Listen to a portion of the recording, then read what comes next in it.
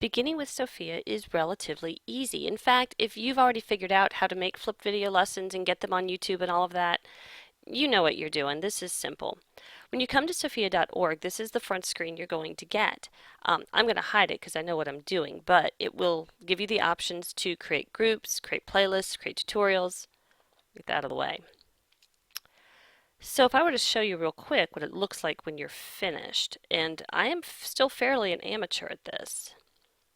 This is the teacher screen for a tutorial I've already created. And you can see here I've embedded a YouTube video that's a flipped classroom video. It's the lesson for today, comparing, ordering, and rounding whole numbers.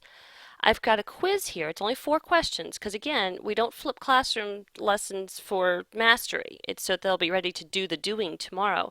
But I still want to have a sense of who got it and who just sat there going, what? So I've got a 4-question quiz there. It's multiple choice. It will be linked into the statistics that I can check. I'll tell you about that later. I've also linked in some optional worksheets here. They link very nicely because some parents just feel like they're not doing homework if they're not doing worksheets. And that's their gig, that's fine.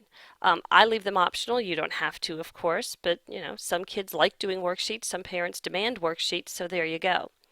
Other things I could link in, I'm going to hit this insert button right here, and you can see that I could add any of those things to this tutorial.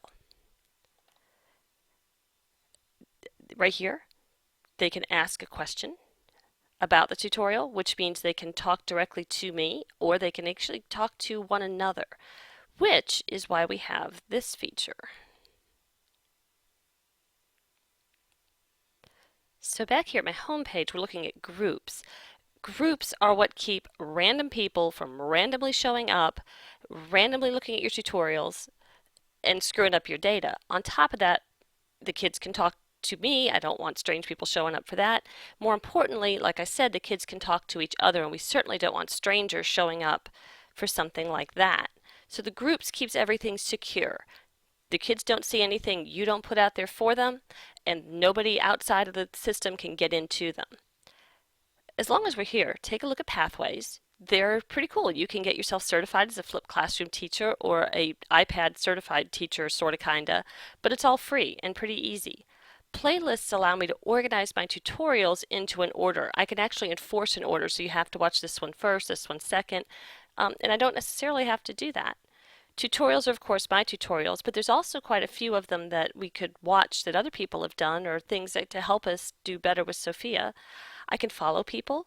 There's a 3rd grade teacher in Louisiana I know, and she's doing the same thing, and some of our stuff might overlap, and that would be good because it would save both of us trouble. Statistics will totally be my friend as soon as I get a class loaded in here. This is what I can click to find out exactly who watched what, for how long, and how they did it, any quiz I did or didn't attach. So there are some great features here, and that is a super quick overview of what's on Sophia and how it can help you flip your classroom.